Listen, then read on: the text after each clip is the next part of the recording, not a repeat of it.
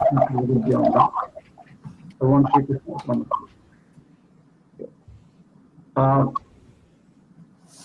We're going to start Bhagavad Gita. I'm sure you have come across Bhagavad Gita a number of times.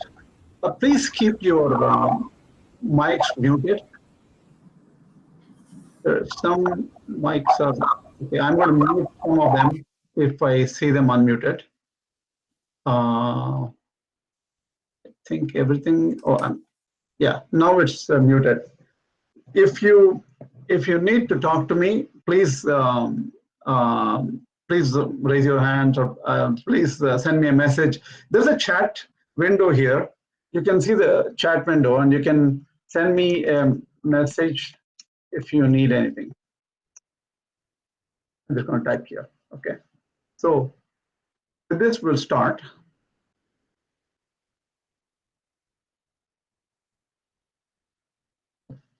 So we're going to cover Bhagavad Gita in this lecture. The approach I'm thinking is slightly different from many other approaches. Let me just give you a few minutes background of what I have done in Bhagavad Gita. I'm not a realized person. I don't have self-realization or God realization. I just happened to have a few teachers teach me when I was young. My grandfather Sampatenga taught me first when I was about 19. Then I had learned some Sanskrit and I studied under other acharyas like Dr. Anantarangachar, S.M.S. Chari, and I studied Sanskrit and other from Sri Anantachar, Rangapriya Swami. He was my national high school college teacher also.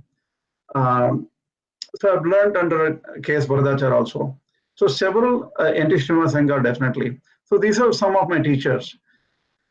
Even that I have not really studied deeply. I'll be honest with you.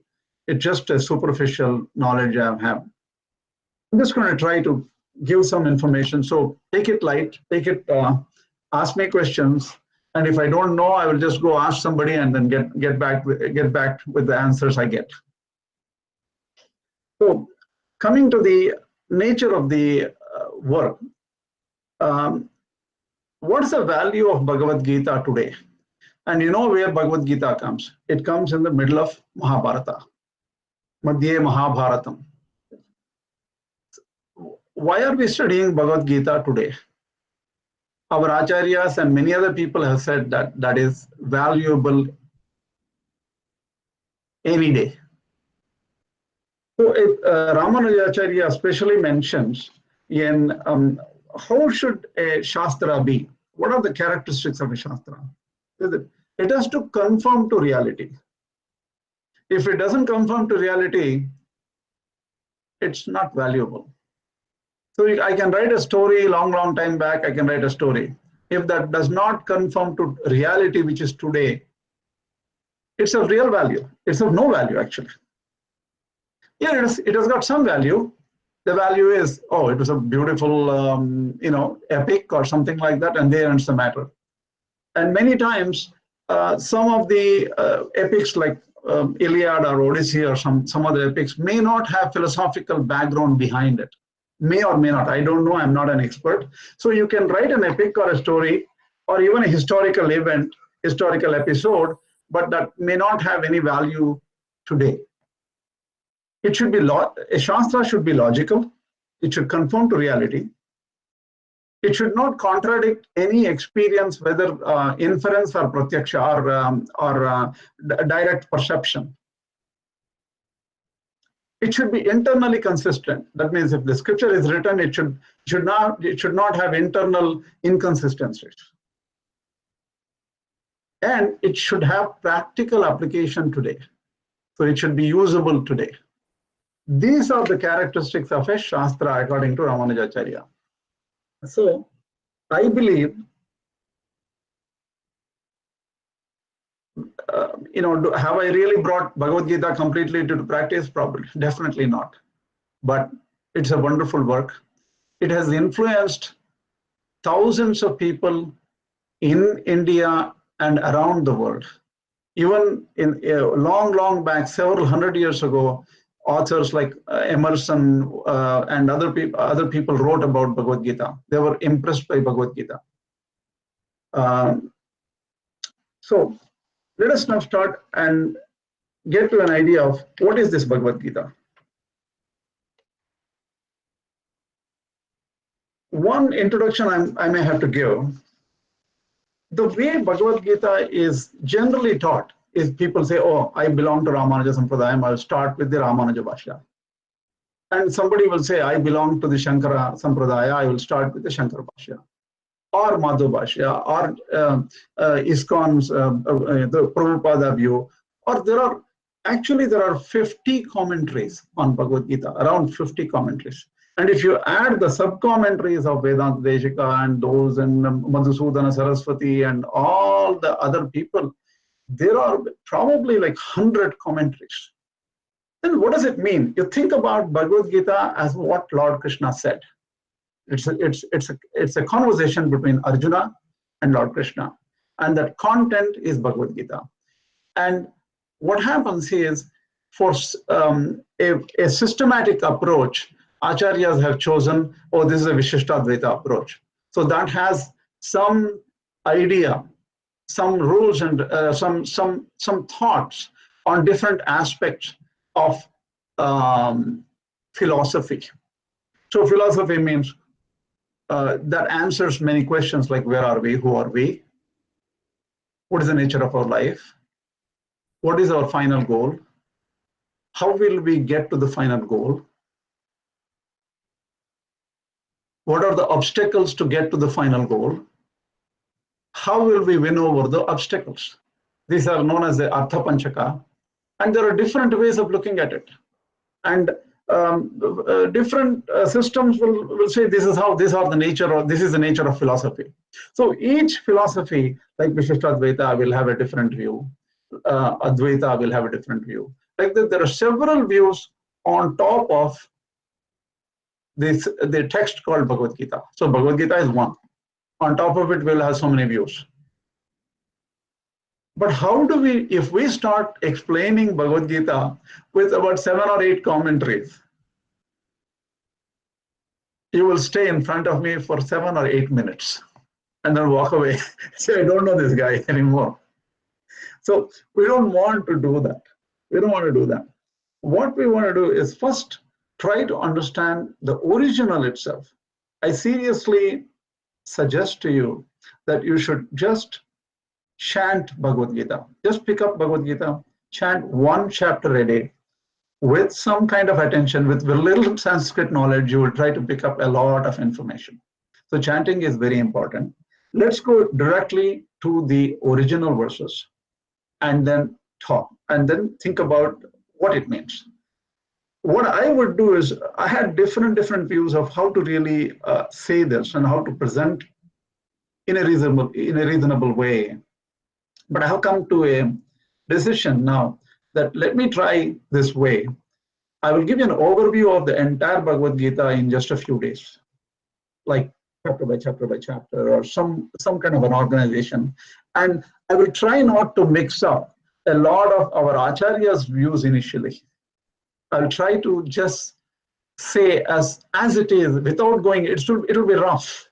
It'll be not a clear view. It will be just rough. But it will just give an idea of what is the nature of this Bhagavad Gita. What exactly is this Bhagavad Gita? Once we get some kind of a feel for it, then we'll go into each view. And I would say we should not go with the view that, oh, this Acharya is wrong, that Acharya is right. We should not have that. You figure it out yourself. You read everything, you open out, and because each Acharya has brought so much of value to the system of thought, value to Bhagavad Gita, they are unparalleled. They are all helping us in different ways. And we are also of different kinds and different orientation viewpoints. So many different views may affect us. One other thing I would like to point out is, as far as possible, many people will come and ask, what is this Krishna is talking about? What is this Mahabharata? It was just a story. And Krishna was just a small chieftain of a small place. And then suddenly these Indians and Brahmins started writing up and saying that this guy is, oh my God, this is God. They initially put Vishwarupa inside all Krishna said was a few things in the battlefield, and they added up tons of chapters from different places and put together, and everything got attached under one Bhagavad Gita, and they're just showing superiority of the Brahmanical caste system or something like that. So every different authors today have looked at Bhagavad Gita from even an anti-view, that it's not a big deal.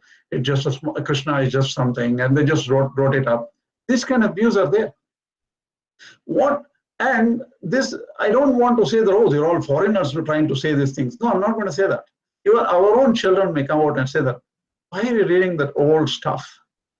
Why don't we look at modern authors who written stuff, good movies and good stuff? So they may have a different view. They may not agree with our view of Bhagavad Gita. I want to keep that practical viewpoint in mind and try to say that, will Bhagavad Gita help us, even if we think that Lord Krishna is not God? Even if we think it is just a story. Even if it's a story, what's the big deal? As long as if the story can give you some good perspective or some value in life, that should be good enough, right? So we should go with this open mind, but we should see what our acharyas have said, and with a satyanveshana drishti. It means not our acharyas has to be right kind of an attitude. We'll go with an open mind to understand different viewpoints. That's another view I want to let you know. Now, any questions till now? Any questions? Okay. If you want any information, please make it interactive and send a message or something like that. So now I'm going to start giving you some idea of a summary of Mahabharata. I'm not good at these stories at all. I'll try to summarize Mahabharata for us. Kuru's dynasty. Kuru was the older person whose dynasty is what we are talking about. Kuru's son is Shantanu, and Shantanu married Ganga, who is a divine person, and she was a little crazy. She used to throw her kids into the river. So whatever the situation is, finally Devavrata was one son. Shantanu said, don't kill or something like that. Then they said that Devavrata is a divine person, and he ended up being Bhishma later. And Shantanu married another person called Satyavati. And the same Satyavati earlier, when she was young, when she was in a boat with Parashara, she had a child called Vyasa. And that Vyasa is none other than the author of Mahabharata and author of several Puranas. And that great Vyasa ran away from there and said, Mother Satyavati, you can call me anytime. I will come and help you when you need. But now I'll have to go for penance, and I will have to think about Parabrahma. So he went and started his penance. And on this side, what happened was Shantanu married Satyavati and got Chitrangada and Vichitravirya as two sons. Both of them passed away. One was killed in the battle, I think. One was too young and he died maybe. So there was no, the Vamsha did not have the next progeny to go further. Then Satyavati said that according to rules, we can ask Vyasa, who also belongs to this Kula, to marry Vichitravirya's wives, Ambika and Ambalika. Vichitravirya had already passed away. So this Ambika and Ambalika married, they did not marry, they had children by Vyasa. And this Vyasa's Ambika had a son Dhritarashtra, Ambalika had a son Pandu, and these dynasties are the ones which we are going to be talking about in future. So Pandu passed away after some time, even though he ended up being the king, but because he passed away due to some curse, then Dhritarashtra, who was blind in different ways, he inherited the kingdom of Hastinapura. So we are talking about kingdom of Hastinapura, which is about just a 60, 70, 100 miles or something north of Delhi, the current day Delhi. Even now, there's Hastinapura is a city there, and it's on Google Maps too. You can check. So what happened was Hastinapura's king, the king was the blind king now, that is Dhritarashtra, and Pandu passed away. Even before Pandu passed away, Dhritarashtra's sons for 101, that is Kauravas, did not like Pandavas. Pandavas are the children of Pandu. Even there, Pandu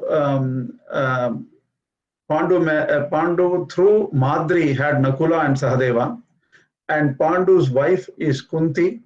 Kunti had divine children, that is Karna first, but Karna went to the Kaurava side because she did not want to have the problem at that time to have unwed mother status. So she left the child in a boat, in a small basket, and left. And Karna finally ended up on the Kaurava side. Then later on, Pandu suggested that you are a great person, you can have children through divine methods. So why don't you have the other children also? Yudhishthira, Bhima, and Arjuna were born. And the Kauravas constantly irritated these Pandavas, and somehow they wanted to kill these Pandavas. They initially did send them to a palace made of wax and tried to burn the whole place up. But somehow they escaped the fire and went away. And after that point, somehow they came back to Hastinapura, but these people, the Kauravas, ganged up with the uncle Shakuni and other people, and somehow enticed Yudhishthira for a game of dice. And in that game of dice, Yudhishthira lost the game as well as his kingdom and everything he had. Then, as per the rules, they sent them all out for a 13-year Vanavasa. Out of it, 12 years they had to be in the forest, and 1 year they had to be incognito without anybody knowing that they were there. Even after all those things, they came back and asked for their kingdom, the Panchala Desha, and said they want to get back. But the Duryodhana was hell-bent on destroying them. He said, no way, there has to be a war, we'll wipe you out. This was the idea. Now, let us connect who Kunti was. Kunti was the sister of Vasudeva, and Vasudeva is the father of Lord Krishna. And so Krishna was the cousin of both the Duryodhanas and the Kauravas and the Pandavas. So he was cousin, right? So Duryodhana, when the war was about to be fought, Duryodhana first came towards the head of Krishna while Krishna was faking sleep. He was just pretending to go to sleep. And then Duryodhana came first, and then Arjuna came later towards the feet of Lord Krishna.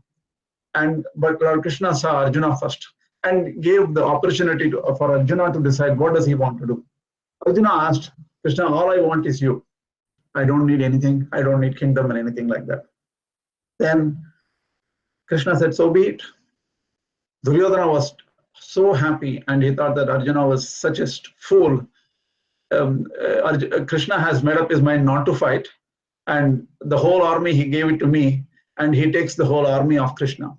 So Duryodhana gets Krishna's army, and then say, okay, ready to fight, we'll go. On Duryodhana's side, there are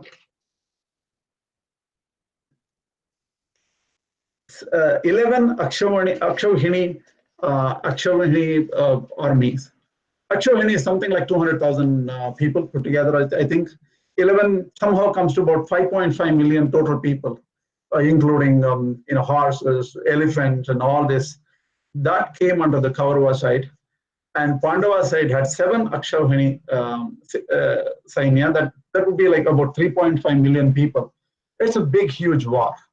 So the war was about to be fought. That's when this Bhagavad Gita starts. And what we will do now is we will just look at those words of Bhagavad Gita as to what really happened in the first chapter of Bhagavad Gita. So I'm just going to open a particular file. I will see, I don't know how I can share it. Let me see if I can share.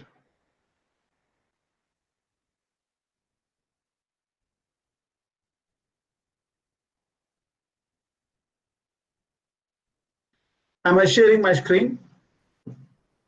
Okay, let me see if you can see any of my windows. Can you see this window?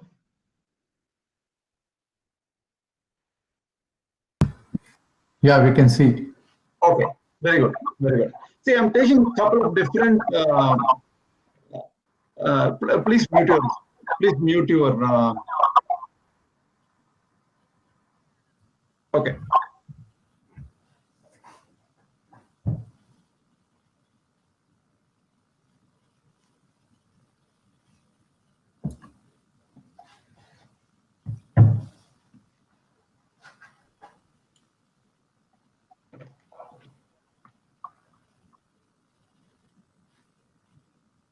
Can you see my screen?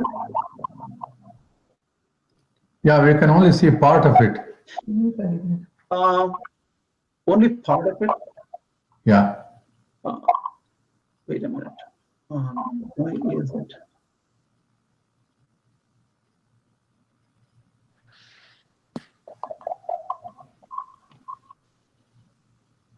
What do you see?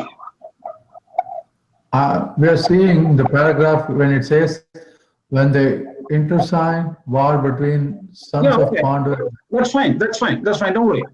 That's fine. Okay. Okay. So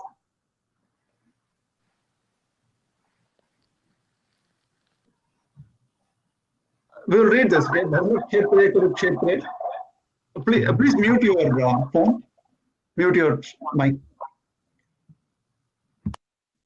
Dharmakshetre Kurukshetre Samaveta Yotsavaha Mamakaha Pandavaschaiva Kima Kurvata Sanjaya. Fundamentally, Dhritarashtra is blind, and he's asking Sanjaya, what happened when my sons and Pandavas assembled in the holy Kurukshetra battle? So Sanjaya says,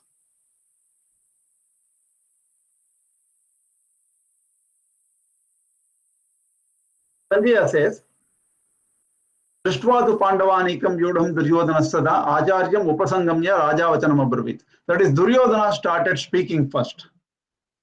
And he spoke to Bhishma, who was the head of army of Kauravas.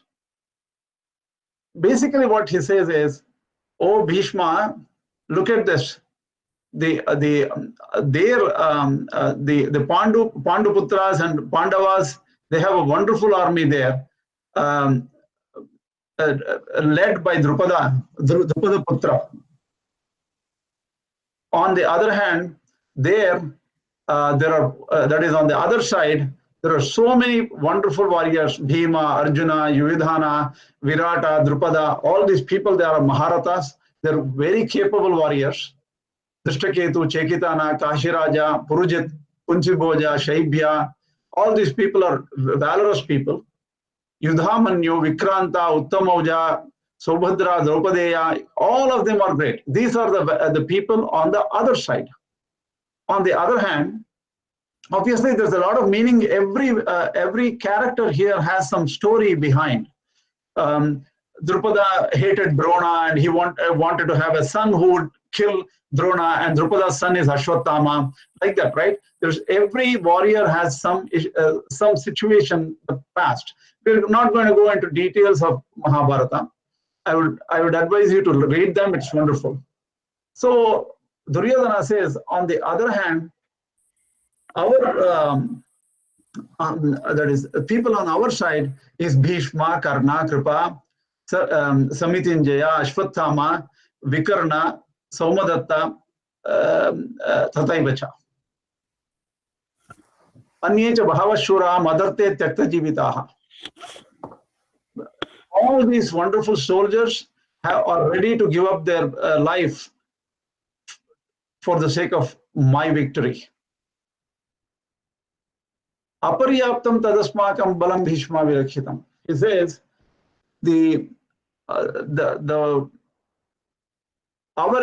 our army is not sufficient, which is headed by Bhishma, but the army of the enemies, that is Pandavas, protected by Bhima, is enough. It is adequate.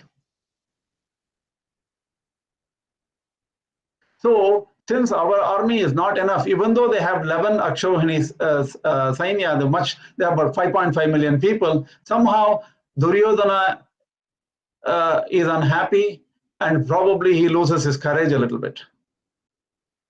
So he asks everybody to protect Bhishma on their side.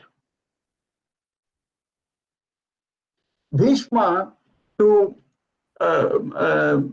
encourage Duryodhana, starts roaring like a lion and blew his conch. Tatashankascha beryascha panavanaka gomukaha sahasai vyabhyahanyanta sajabdastumulo bhavat. There was a huge battle cry, trumpets, horns, and everything made a terrific sound. Then Lord Krishna and Arjuna blew their trumpet, their conches. So far followed Kunti Putra, Yudhishthira, Nakula, and all. So this is an old, I would say, a formality before a war to make a sound and to with all these instruments.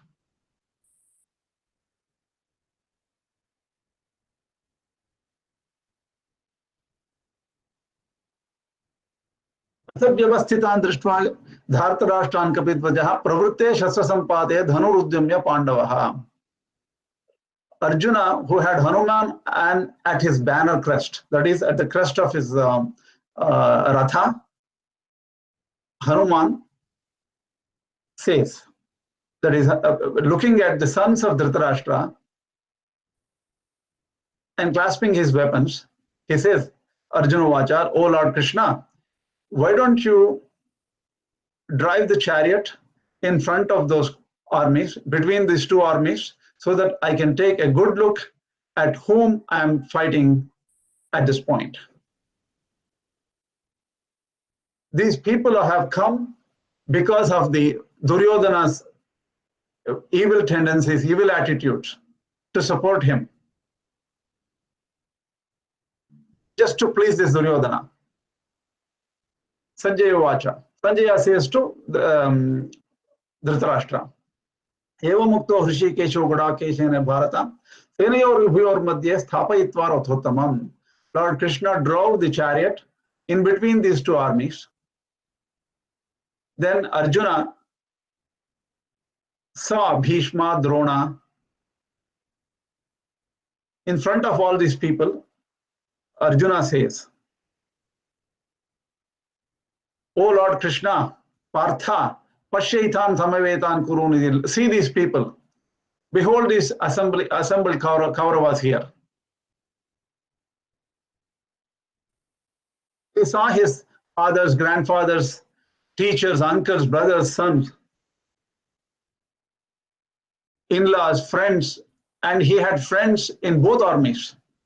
Arjuna saw all these things and he was deeply filled with compassion and he said, why are we fighting this battle? I am just losing it. My limbs are weak, my mouth dries up, my body trembles, and my hair bristles, and my bow and arrow are slipping from my hand. I see very bad portents. This is not the right thing to do. I do not desire victory, nor the empire or pleasures. for those sake we want this enjoyment and pleasures, they are sitting in front of us who are going to be killed properly. Probably. And I don't want to kill teachers, fathers, grandfathers, uncles, friends. Even if they want to kill me, that is fine. I don't want even the rulership of 3 worlds. Why do I want this war to be won by me? If we kill the sons of Dhritarashtra, that is Kurus, how can we enjoy? We will be blamed that we were murderers and nothing more. Hence, we should not kill them. These people are overpowered by greed, and they don't see the evil and destruction. They don't see the problems of this war. Because we see and we understand the problems of this war, we should not fight.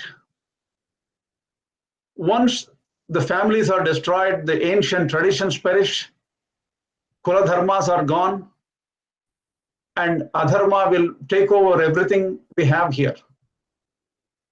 And because of adharma, there will be Varna-Sankara, different kinds of marriages, and intermixture and loss of traditions.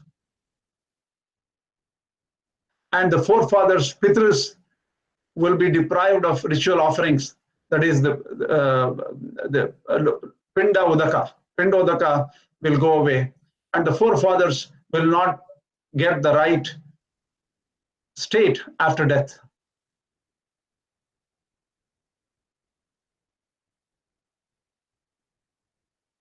For those who destroy family values, they go to hell. That's what the Shastra says, O Krishna. We have now resolved to commit a great crime. We have already assembled all this army and everything, and we are about to do this. And I think I don't want to win. Let the Dhritarashtra sons kill me. Having said this, Arjuna threw the weapons, sat down there on the seat of the chariot, and overwhelmed with grief, he said, that is, right now, he is unable to speak, and he's sitting down. There ends the first chapter. And the text says, Iti Srimad Bhagavad Gita Upanishads Brahma Vidyayam Yoga Shastre Shri Krishnarjuna Samvade Arjuna Vishada Yogo Nama Prathamodhyayaha. Let me stop sharing. I quickly wanted to give the original status, not going into depths.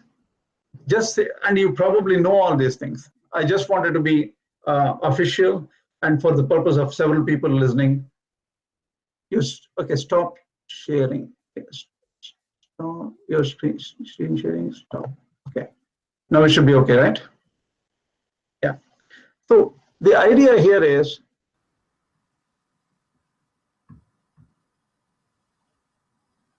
at this point, Lord Krishna starts the Bhagavad Gita. And now we come to the second chapter.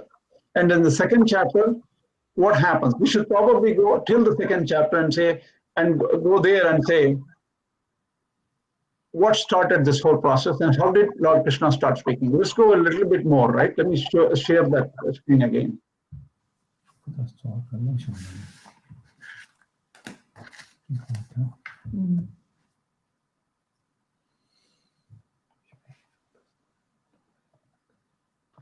Can you see now?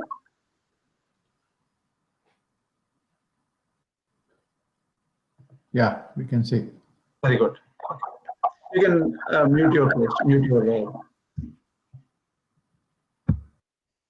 Sanjay Vacha.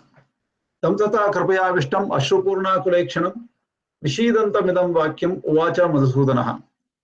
Sanjaya says to Dhritarashtra, Lord Krishna saw him, who was overcome by pity and who was crying profusely, totally confused. Lord Krishna says, Kutastva Kashmalamidam, why are you having this weak heart. You're a noble person, and it's disgraceful to be in this state now. Anarya Jushtam Asvargyam Akirtikaram Arjuna. Don't be a man and fight, and leave this attitude first. That's what Lord Krishna says. Arjuna says, Katham Bhishma Mamham Sankhe Duram Cha Madhusudana. How can I fight Bhishma, Drona, those people who are my teachers and my elders? Guru Nahatva Himhanubhavan. After killing a guru, Shreyo Bhoktum Bhaikshamaipi Heloke. It's even better to be a beggar than to kill a guru. How can I enjoy health obtained by winning this war, which is smeared by the blood of my dear people, my dear venerable teachers? Nachaitad vidmah katarno gariyo yadva jayema idivano jayehu. We don't know whether who is better among us, but one thing is for sure: for whom we win this war, after slaying them, that is, whatever we are trying to achieve and enjoy the wealth, after winning them, after killing them, the very same people are in front of us. So this is not the correct way to do. Karpanya doshopahata swabhavaha pricchamitvam dharma sammoda chetaha yachreyasyan nishitam bruhitan me tishyasteham shadhimam tvam prapannam. With grief-stricken heart and confusion, I request you, O Lord Krishna, tell me what is good for me. I am your disciple. I take refuge in you.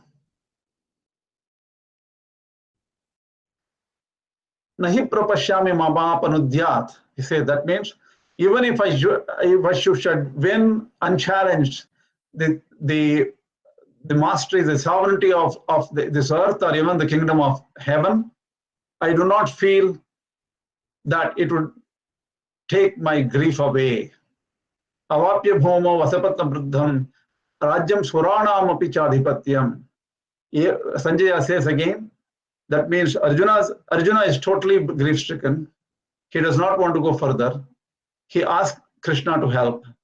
Sanjaya says, Evam uktva hrishikesham gudakesha parantapa nayotsya iti govindam uktva tushnim bapuvaha.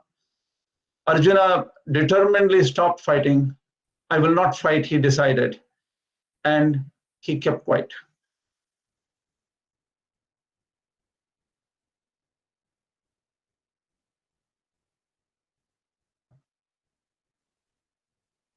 I'm going to stop sharing now.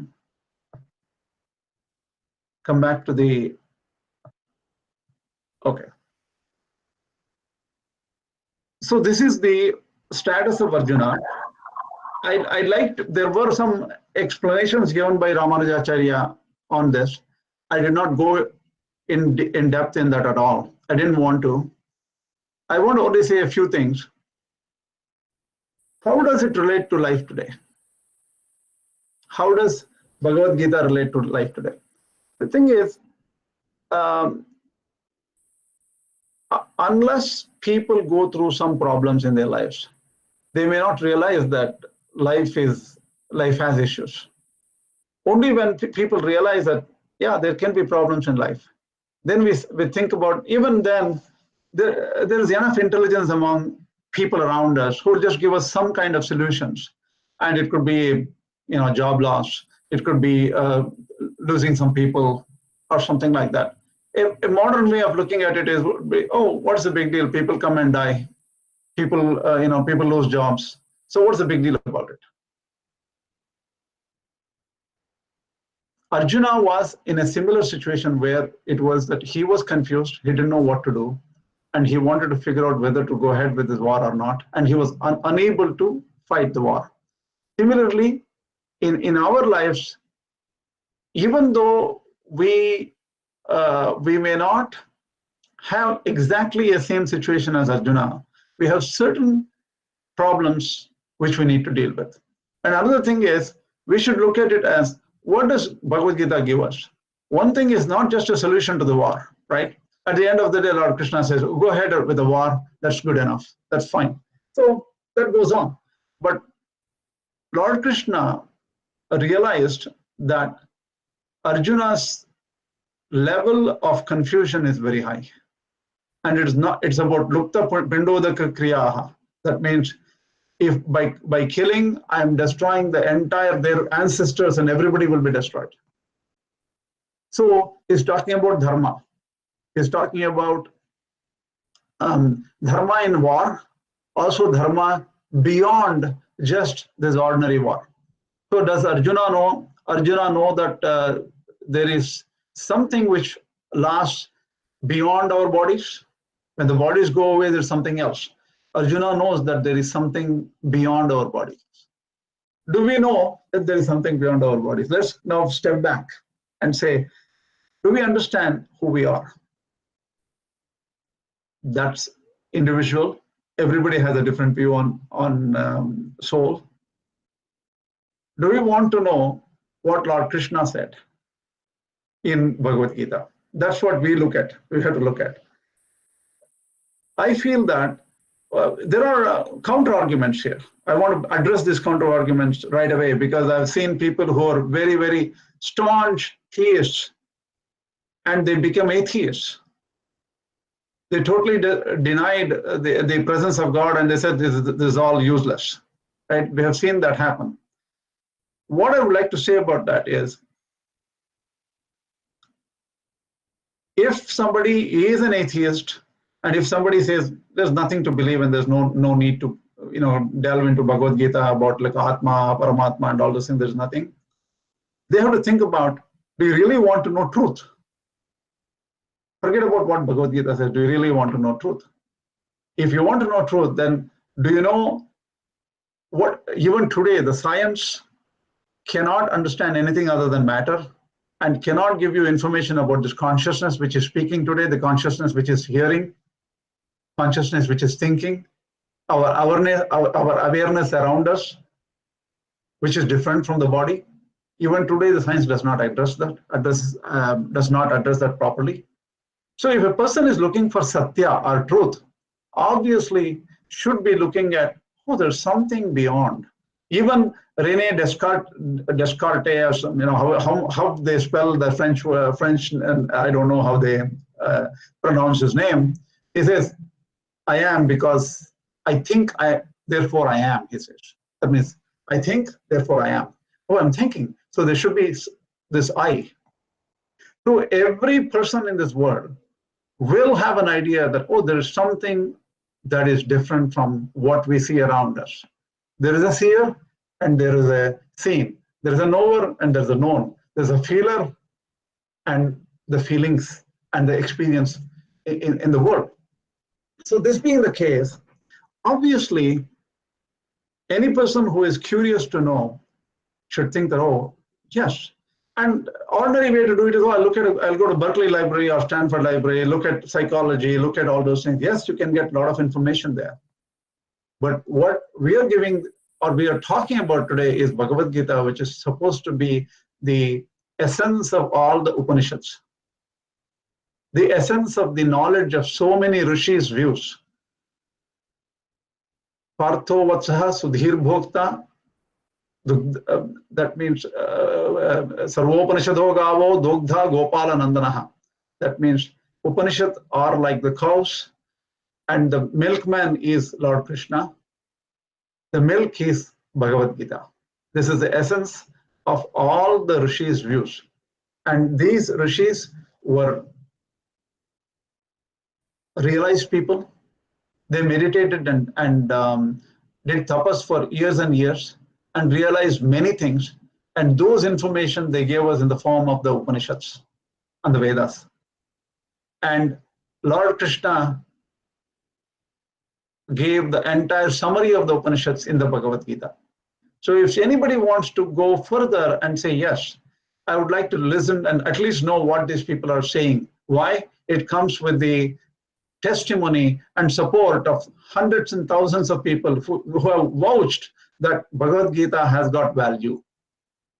And in fact, the video you sent recently about the lady who has got a lot of problems in her life, and somebody asks her, what is the strength behind your life?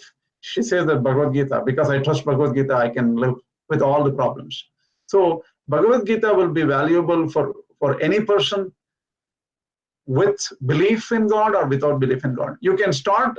In fact, the first thing I asked my grandfather when he taught me was, oh, how can I trust you? You're wearing a thiruman. Your tata told me to wear your thiruman and you just obeyed. And you didn't even question properly what that meant.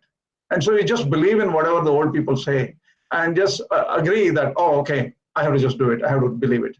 If that is the state, how can I believe you? How can I believe that this is truth? I am an atheist. Can you teach me Bhagavad Gita? This is what I asked my grandfather when he first taught me. He said that no prerequisites required. You can be an atheist, Nastika, or an Astika, it doesn't matter.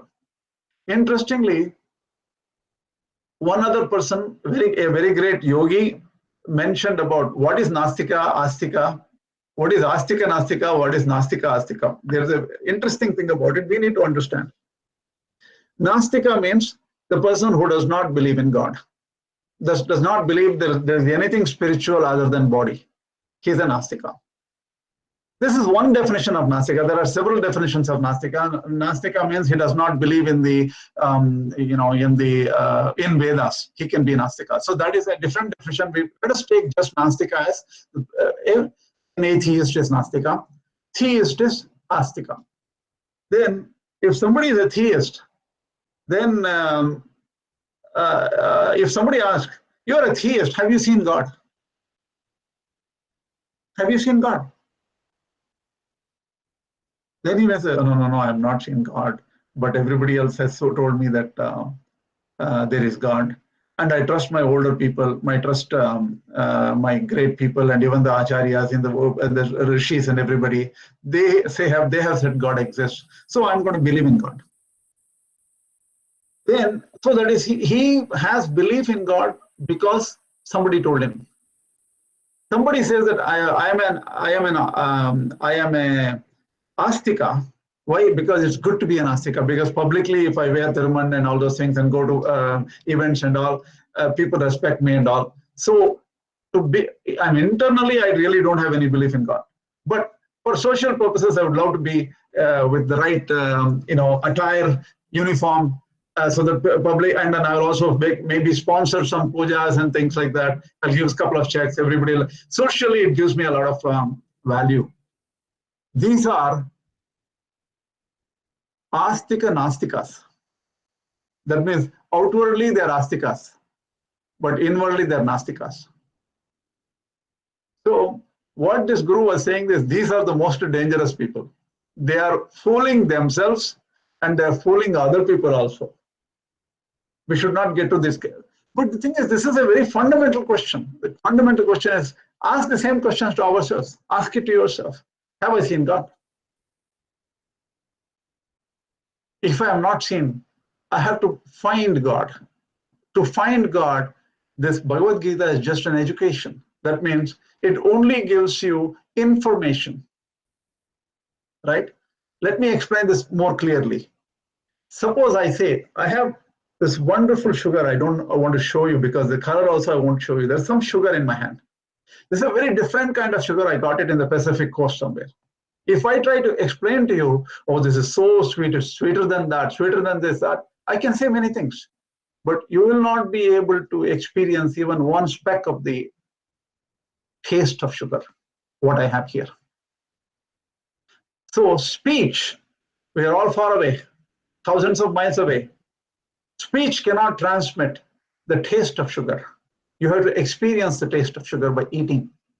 Similarly, Brahman, Paramatma, all this cannot be explained by words. So even Bhagavad Gita as a text cannot transmit that experience to you, but it can lead you. But it cannot transmit that experience. Similarly, the Vedas, the entire Vedas, you can probably repeat from top to bottom all the Vedas. You can be an expert in the Vedas. By just repeating it, You can get punya. There is no, because Vedas have sound itself has some punya that can generate some spiritual waves within you. It can lead you, but information will not be able to give you experience. This is a very important thing. So with this, what we have to do is we have to use this information and put this in practice. So that is why I stress the aspect that we have to put this in practice. And so we are just beginning this. I will open this, I'll stop the lecture here and I'll open up for some questions, feedback right here so that we can correct things as we go. This is a very interesting lecture. Please unmute yourself and please let us talk and figure out what's the right way to do it. My suggestion is I'm going to give overview. This time, I didn't have time to do some notes. I never checked the original. I can directly do notes and tell you. Some of the notes I did not do properly. That's why I have to share some screens. I didn't have to share the screen. Go ahead, please. Okay, this is Srinath from Atlanta. Okay. I have a basic question regarding the story part of this prelude to Bhagavad Gita. Okay. My question is, knowing from different discourses and reading textbooks, Mahabharata, I understand that Krishna and Arjuna are of roughly same age and they were very close friends. But why did Krishna wait till the war the conch is blown, they are about to begin war? That is when he wants to advise Arjuna. He could have as well done it much before. Why did he wait for that precise moment? The thing is, many times you tell something to some people and they're not ready to listen to you because they're in a different framework of mind. Why should I listen to this person, first of all? He is just like me. Oh, Yadava, he cleans my houses. He does everything. He didn't know him as Lord Krishna. By the way, please understand the prior history of this. At one point, Arjuna wanted to become very powerful. He said that, okay, I will go do penance on Pashupati, Shiva. And he did penance on Shiva, and then found out doing penance is not an easy thing. Doing meditation for 5 minutes is so difficult. Right? He was able to do penance for years on Shiva. Shiva directly met him, appeared in front of him, and asked him what he wants, and he gave the Pashupata Astra as a boon to him. He was a very powerful person, Arjuna. So he had his own set of gurus and rishis and other things. Arjuna himself says, Asito devalo vyasaha swayam chaiva bravishimi. That means, Lord Krishna, I believe in what you say. Because even Asita, Devala, and all those people were talking about the same thing long time back. So the thing is, in the middle of Bhagavad Gita, he says, even in the beginning, what Arjuna says is, even 5 minutes before the situation, what did Arjuna say to Lord Krishna? Take me, oh charioteer, you are just a charioteer now. Take me, drive me in front of these people. Let me drive me in the middle of the army, in between these two armies. He's ordering Lord Krishna to drive it, right? Let me see whom I'm fighting. After seeing them close, suddenly he realized that this is wrong. And that's when the dharma samudha chetaha, that means he was confused. This is where the dharma hit him, saying that I am not able to even take the arrows from the chest and start my war now. He had already fought number of wars. He was not a coward. He was capable of, you read Mahabharata prior to this, he has done wonderful things. He was a terror. In fact, he made sure he was a terror and Ekalavya would not equal him. Yeah. He was very much after power and all those things. Shishyasteham shadhimam tvam prapannam. Ramanuja.org mentions that. When Arjuna says, finally, I am your disciple. Before that, you are my friend, you are a charioteer, and things like that. And in fact, Arjuna apologizes to Krishna after seeing Vishwarupa. Hey Yadava, hey Saketi, Saketi Matva, Prasavam Niduktam, hey Yadava, hey Saketi. I have just like thinking that you are a friend. I have called you so many names. He is shivering now because he is seeing Vishwarupa in front of him. Lord Krishna is nobody other than Parabrahman and showing a beautiful vision to Arjuna. Then he realizes this is not an ordinary person. So even Yashoda, for a moment, when Krishna opened his mouth as a young child, and then he showed the entire universe in his mouth, when he had already popped in some mud pieces into his mouth.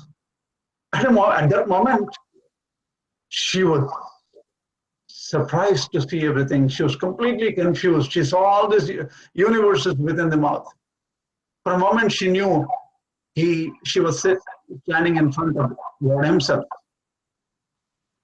After that point, her confusion, the Maya took over. Oh, Krishna, why are you just eating mud? I will give you butter, extra butter. Please take this. She became an ordinary mother and hugged Lord Krishna. What a wonderful mother to be. She was nobody. She has done several thousand years of tapas. Even she, Lord Krishna is doing this Maya to so many people. Duryodhana was so close. Duryodhana was a cousin too. For him, he appeared as a totally different person. Only a few people knew Lord Krishna was really Lord. Very few people.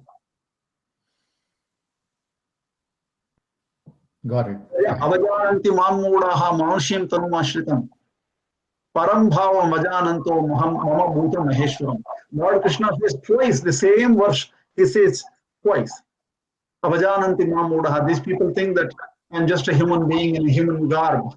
They don't know who I am, my real power.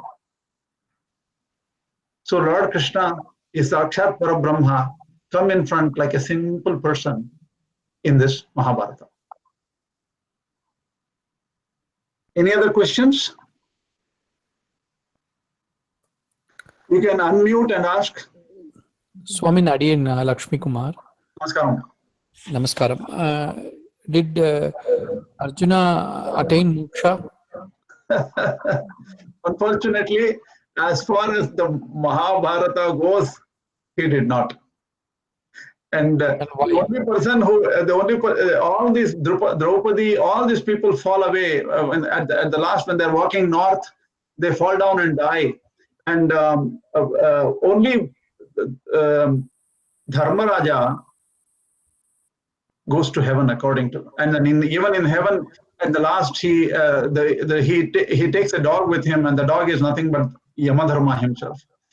And once he goes there, after he goes to heaven, he looks around and he finds only Kauravas there. Nobody else is there.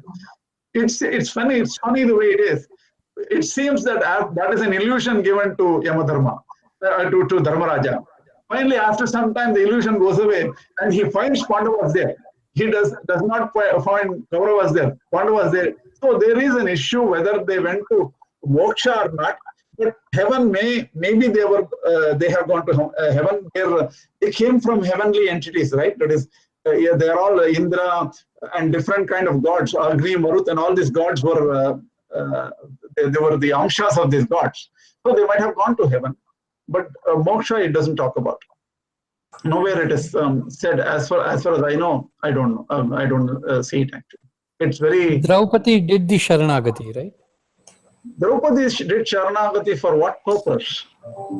To help her, because she was being disrobed in public by Duryodhana and all these evil Kauravas. Hey Krishna, she said, you are a protector of everybody. Krishna was a close friend. Draupadi had befriended Krishna. Draupadi, being wife of the Pandavas, had befriended Krishna while they were in Vanavasa, so many 13 years, right? And Draupadi knew Krishna, and Draupadi is also said to be Amsha of Kali, Amsha of Parvati. So see, all these is a divine play, right? The Bhagavad Gita did not come Nimitya Matram Sabhyasachin, Lord Krishna says to Arjuna, Arjuna is just a ruse for Lord Krishna to bring Bhagavad Gita to the universe, to the world, so that all of us can understand it and can benefit from it, use it in our daily lives. But unfortunately, we tend to look at it only when somebody asks me to look at it. Swami Adiyan Ramanujam from Dallas. Namaskaram. Namaskaram. Was that a teaching from Perumal to Arjuna because he was so overconfident in his abilities to kill all of the Kauravas? Was the entire Gita based on a teaching to Arjuna to teach him humility also? I didn't get it. Please repeat. Teaching what? Sorry. Because Arjuna was so overconfident in his abilities to kill Kaurava, was there something in Gita from Perumal to actually teach Arjuna some humility also? Was there some shlokas there? That doesn't appear to me. At least I don't know in that way. I'm not sure. Arjuna may be an overconfident person, okay, because he was the chosen student. He had remember he had focused on the moving bird, which was among several fishes, high to the top. They were all moving, and he could focus on the eye of the particular fish and then strike the arrow right there. So he was one of the best. He won in the Swayamvara. He won over like that, right? And so he married Draupadi. I don't know whether it was Draupadi or not. I'm not sure. So the thing is, he was also the chosen student of Drona because Ekalavya was not allowed to beat up Arjuna. So Ekalavya was demoted from the number one position. So Arjuna was definitely, he knew that he was good. And everybody knew that he was good. So he may be proud. But that is not what comes out in this war. In this war, he clearly knows that he can go ahead and probably kill. That's it. In fact, that's one of the issues that he was very confident that he would kill them. Why are we killing them? So he was overpowered with grief, overpowered with feelings for his own relatives who are in front of him, who are giving up their lives for him. Okay, thank you. Yeah. Hello, this is Hema Srinath. Go ahead. So you were saying that information will not bring us experience. So can you substantiate that in the context of Bhagavad Gita? See, information, suppose you chant Bhagavad Gita, you have bhakti, right? Yeah. It will give you value. Mm-hmm. If you have bhakti to Lord Krishna will give you value. But the information is the meanings of Bhagavad Gita, right? The meanings of Bhagavad Gita is about, you think about God. Sure. Because you think about the God, you are going to, it's not just comprehension of Bhagavad Gita, right? You are thinking. Okay, let me come back and explain in a different way. Okay. See, there is a wonderful verse in the Vedas called Atmavan Are Drashtavyo, Shrotavyo, Mantavyo, Nididhyasitavyaha. It gives this wonderful statement. Atma there is not Jivatma. Atma means Paramatma. Atma is the one Brahman, the cause of everything, which maintains everything, and which, when everything is destroyed, will go join that Atma. That cause of everything, that is known as Atma. Atma va are drashtavyo. One has to see Atman, realize Atman. Okay? Shrotavyaha. How do you realize? We'll come to that later. But the thing is, Shrotavyaha means first you have to hear about Atman. Hearing is hearing about Bhagavad Gita, hearing about Upanishads, hearing about several things about him. Mantavyaha. Once you hear, you think about it. You apply it in your life. You constantly think, oh, is this the truth? How can this be truth? You question it. You cogitate, contemplate, think. Mantavya, Sotavya, Mantavya, Nididhyasitavya. Then you have to do dhyana. Shastra says, by dhyana he will realize. Lord Krishna himself says, Dhyanena atmani pashyanti kechidatmanam atmana anye sankhena yogena karma yogena chapare. That means, Dhyanena atmani pashyanti kechidatmanam atmana. By dhyana, one can see soul, atma. From their atma, they will see. Through mind, they see atma. Anye sankhena yogena. Some people can do sankhya yoga, which will be described later. Karma yogena chapare. Some people realize Atman by just doing karma yoga. So what I'm trying to say is, this is a yoga shastra. Yoga shastra means you have to do. You have to work on it. Just not the information. You're understanding the instructions. You take the instructions, you go work on it.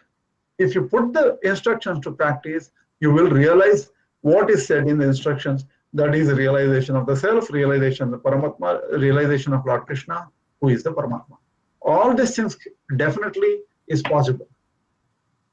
And this is the whole trick, right? Why are so many acharyas trying to write so carefully what is the meaning of this Bhagavad Gita?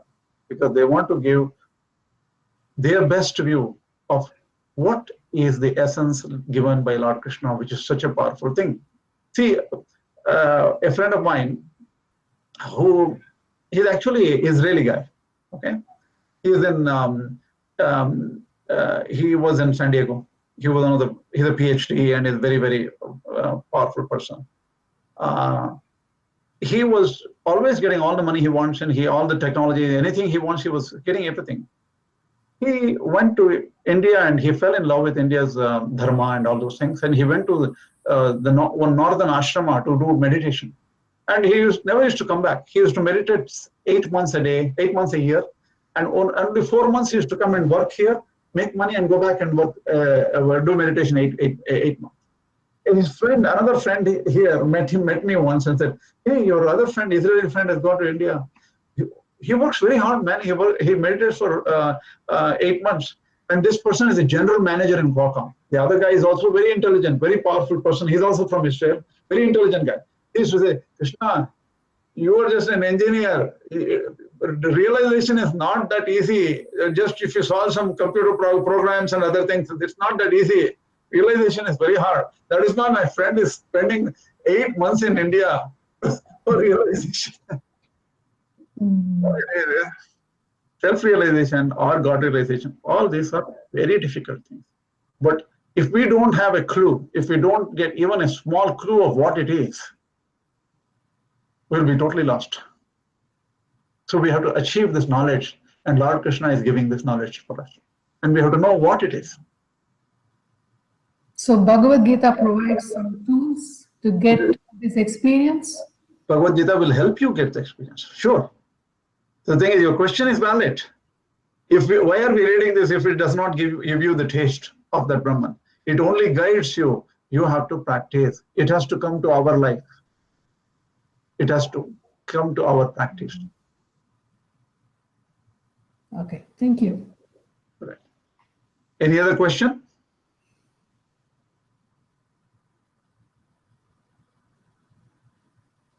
Okay. If there is no question this time, what we will do is we will come again next week. I hope I prepare well for next week. It's a little hard. We will end with a small prayer to our acharyas and Lord Krishna. Tasmat Gurubhyo Namaha, Tasmat Parama Gurubhyo Namaha, Tasmat Sarva Gurubhyo Namaha, Shri Lakshmi Narasimha Parabrahmane Namaha, Shri Lakshmi Hayavadana Parabrahmane Namaha, Shri Krishna Namaha. Sarvam Shri Krishna Arpanamastu.